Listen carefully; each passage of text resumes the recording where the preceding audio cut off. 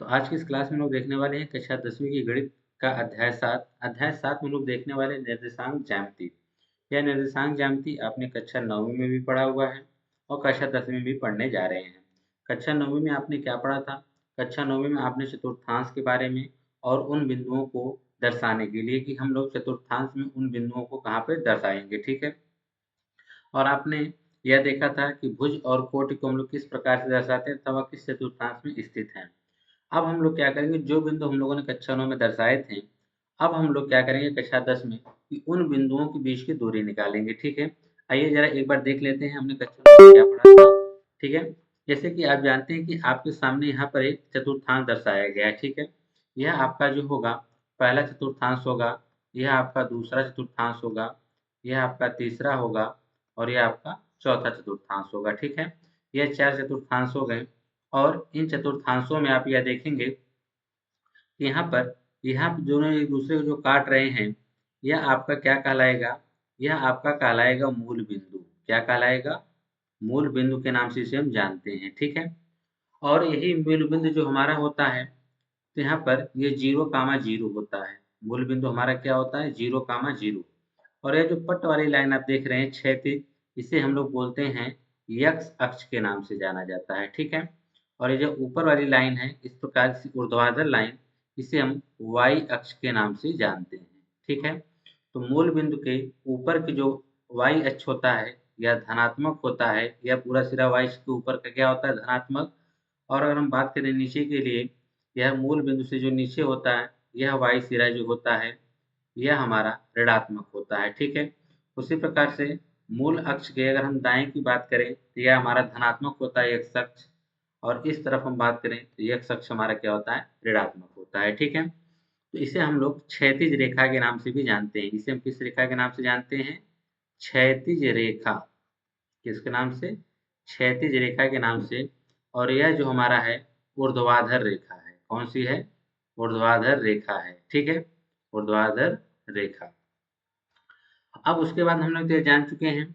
और ये जो मूल बिंदु हमारा 0, 0 कैसे होता है? जब हम बिंदु को दर्शाते हैं तो पहले हम भुज को लिखते हैं, फिर हम किसको लिखते हैं? कोटि को लिखते हैं, ठीक है। यक्स से हम लोग भुज को व्यक्त करते हैं, कोटि से वाई। तो हमारा जो बिंदु बनता है x comma y, x comma y में हम देखेंगे कि यक्स हमारा जो भुज को बतला रहा है और वाई जो हमारी कोटि को दर्शा रही है। तो जैसे मान लीजिए कि अब हम यहाँ पर किसी बिंदु को हमको दर्शाना है, तो हम उससे पहले हम इनके चिन्हों का निर्धारण कर लेते हैं कि किस चतुर्थांश में भुज प्लस होगा, कोटि माइनस होगा, किसमें दोनों प्लस होंगे, किसमें दोनों माइनस होंगे, ठीक है। तो उसके लिए हम देखेंगे, पहले चिन्हों की बात कर लेते हैं। तो पहला चतुर्थांश देखिए आपका यहाँ से लेकर यहाँ पर, यह पहला चतुर्थांश है, ठीक है। यानी यहाँ से लेकर यह आपका पहला चतुर्थांश है। तो पहले चतुर्थांश में हम यह देखेंगे कि अगर हम किसी भी बिंदु को व्यक्त करते हैं तो पहले हम भुज को व्यक्त करेंगे, फिर कोटि को व्यक्त करेंगे, ठीक है। तो यानी भुज आपका यह एक्स अक्ष वाला लाइन है, ठीक है। एक्स अक्ष पे जो होता है हमारा भुज होता है और वाई अक्ष पे जो हमारा कोटि होता है, ठीक है। तो एक्स अक्ष पे अगर हम भुज की बात करते हैं तो इसके जितने भी मान मिलने वाले हैं मूल बिंदु के यहाँ पर, ठीक है ना।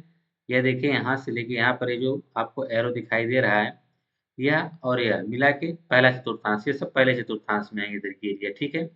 तो इसमें हम लोग देखेंगे भुज, तो भुज यहाँ पे हमारा देखिए प्लस मिलने वाला है, क्योंकि ये सारे के सारे जो मान हमको यहाँ पे मिलने वाले हैं यह प्लस में।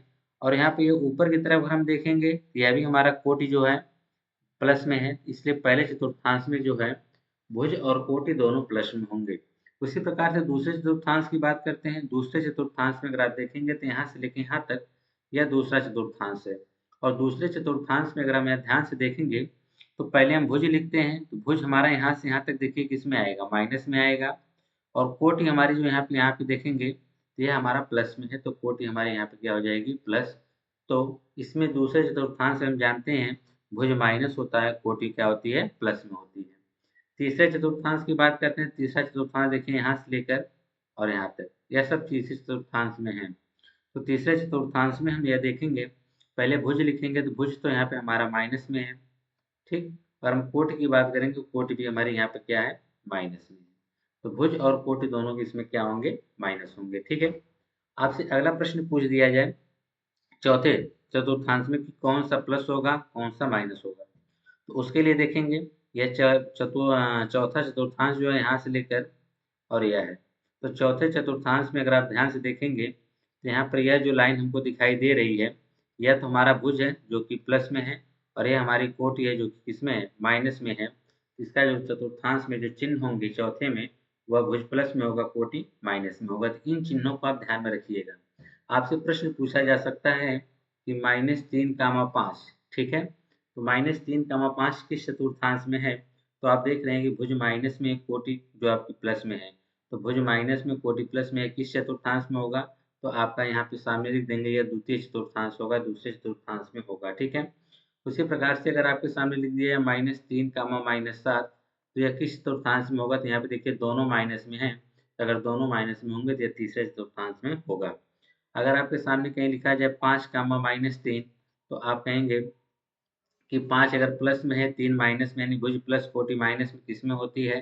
तो आप ध्यान से देखेंगे कि चौथे चतुर्थांश में जो होता है, वहाँ पर वह जो भुज होता है प्लस में होता है, कोटि किस में होती है? माइनस में होती है, ठीक है। तो इस प्रकार से इन चिन्हों को अगर आप याद रखते हैं तो आप इन निर्देशांक को देख के यह बता सकते हैं कि यह कौन सा बिंदु जो है किस चतुर्थांश में स्थित है, जो कि आप देखे होंगे कक्षा 9 में ऐसी चीजें आपसे पूछी गई थी। अब इन बिंदुओं को दर्शाने की अगर हम बात करते हैं तो यहाँ पे आप देखेंगे, यहाँ पे हम मान लेते हैं समान दूरी पे कुछ ले लेते हैं, जैसे कि यहाँ पे हमारा 0 से स्टार्ट होता है, ठीक, मूल बिंदु से हमारा 0, और यहाँ की तरफ जाएंगे 1, 2, 3, 4, 5, 6, 7, 8, 9। इस तरफ हम जाएंगे तो हमारा क्या हो जाएगा? -1, -2, -3, -4, -5, -6, -7, ठीक है। उसी प्रकार से अगर हम ऊपर की तरफ जाते हैं तो 1, 2, 3, 4, 5, 6, 7, 8, 9। आगे हम बढ़ा सकते हैं अपनी आवश्यकता अनुसार। यहाँ चलेंगे -1, माइनस -3, -4, -5, -6, -7, -8, ठीक है। आगे में बढ़ा सकते हैं।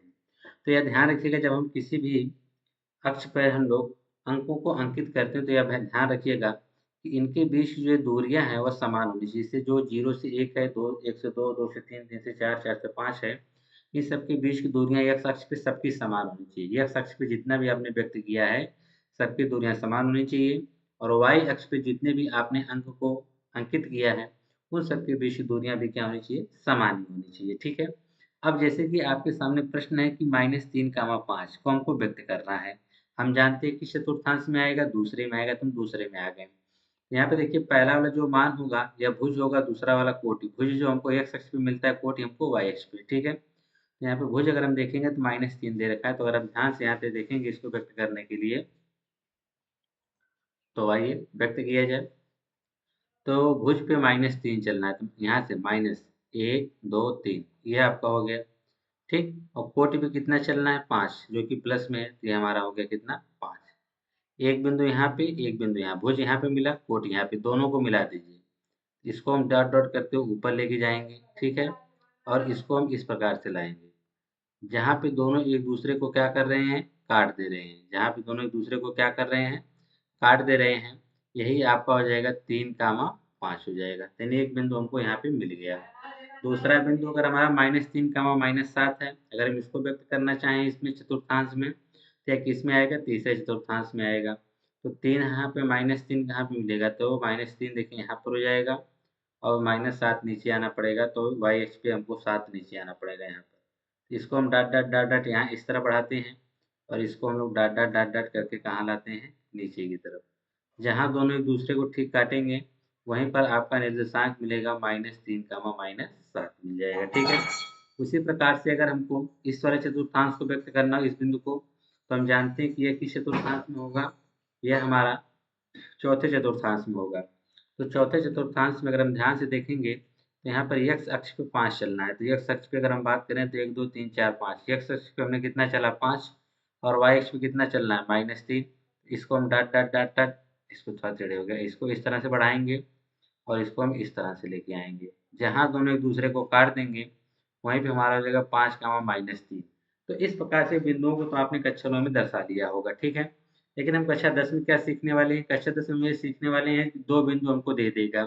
कैसे दे देगा, -3, 5 और यहाँ पे दे देगा 5, पूछ देगा कि इनके बीच की दूरी बताओ।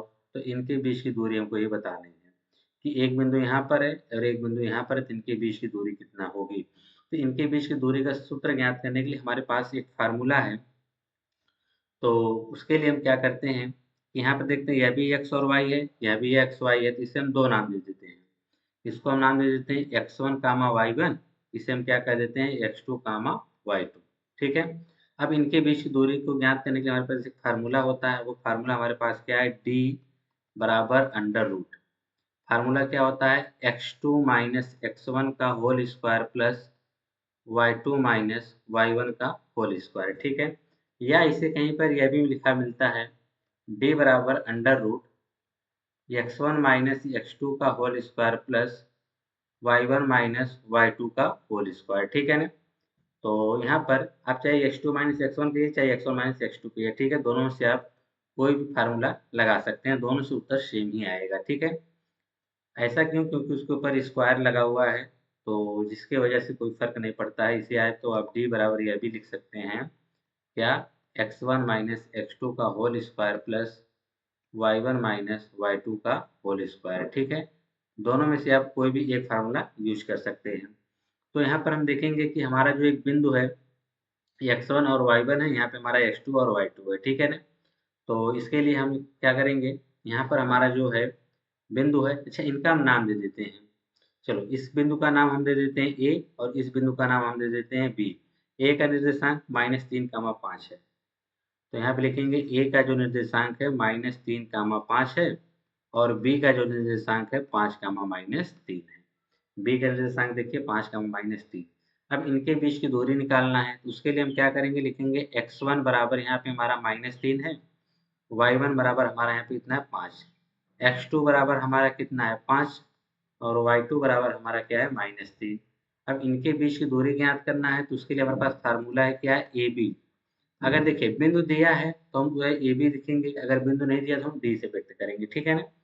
तो ए बी बराबर हमारा हो जाएगा अंडर रूट, क्या होगा, x2 माइनस x1 का whole square plus y2 minus y1 का होल स्क्वायर। ठीक है। तो यहाँ पे हमारा x2 कितना दे रखा है, x2 की अगर बात करें, x2 हमारा कितना है 5 माइनस x1 हमारा कितना है -3 है। ठीक है। और यहाँ ऑलरेडी माइनस माइनस माइनस क्या हो जाएगा, प्लस, इसका स्क्वायर हो जाएगा।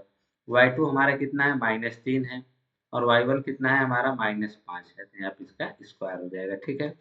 तो अंडर रूट 5 3 कितना हो जाएगा 8, 8 का स्क्वायर प्लस -3 और -5 कितना हो जाएगा -8, इसका स्क्वायर हो जाएगा। ठीक है। तो अगर हम आगे बात करते हैं, ए बी बराबर हमको मिल जाएगा अंडर रूट 8 का स्क्वायर कितना होता है 64 प्लस 8 का -8 माइनस इसका करेंगे तो क्या हो जाएगा प्लस, और 8 का स्क्वायर कितना हो जाता है 64 हो जाएगा। ठीक है। तो ए बी बराबर अंडर रूट हमारा कितना हो जाएगा 2 गुणे 64 हो जाएगा। कितना हो जाएगा 2 गुणे 64 कहिए या इसको जोड़ के 128 कहिए। ठीक है।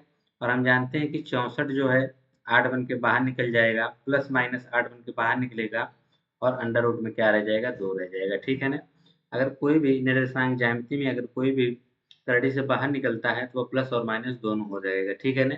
ऐसा क्यों होता है आइए उसको भी हम बता देते हैं। जैसे कि अगर कहीं पर मान लीजिए 16 लिखा गया है, तो यह आपका -4 गुणे -4 भी हो सकता है। ठीक है ना। तब भी आपका माइनस माइनस प्लस करके 16 आएगा। अगर कहीं लिखा है तो 4 गुणे 4 तब भी आपका 16 आएगा।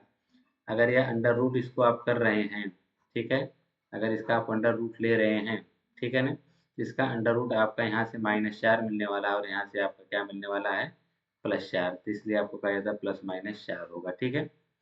तो आपको यहाँ से दोनों में से कोई भी हो सकता है, वह संख्या चाहे प्लस में हो या माइनस में हो। ठीक है। इसलिए अगर कोई भी निर्देशांक ज्यामिति में देखते हैं हम कि कोई कड़ी से बाहर निकल रहा है, तो उसको हम प्लस और माइनस में व्यक्त कर सकते हैं। ठीक है। तो यह तो था आपका एक छोटा सा जानकारी जो कि हम लोगों ने कक्षा 9 में पढ़ा था। ठीक है। कक्षा 9 हम लोग इस प्रकार से पढ़े थे और कक्षा 10 में हम लोगों को क्या पढ़ना है कि दो बिंदु हमको दिए रहेंगे, उनके बीच की दूरी ज्ञात करना, उसके लिए हमारे पास फार्मूला यह है। ठीक है।